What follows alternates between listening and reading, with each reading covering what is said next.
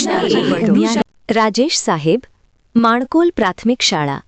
આજનો વાંચન ફકરો. ફકરો ધ્યાનથી સાંભળી, સમજી અને પ્રશ્નનો જવાબ આપો.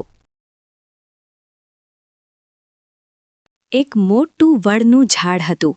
વાડની તો કેવી મોટી વિશાળ કાયા, કેટલી બધી ડાળીઓ અને વડવાઈઓ. વાડની નીચે એક ભીંડાનો છોડ થયો હતો. ભીંડાનો છોડ તો ખૂબ નાનો. ધીરે ધીરે થોડો થોડો મોટો થવા લાગ્યો.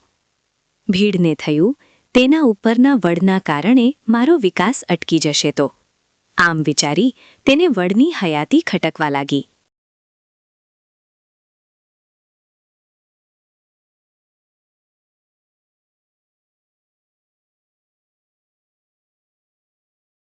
પ્રશ્ન 1.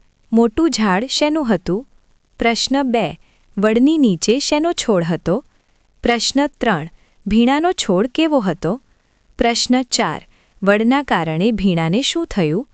પ્રશ્ન 5. ભીણાને કોની હયાતી ખટકવા લાગી?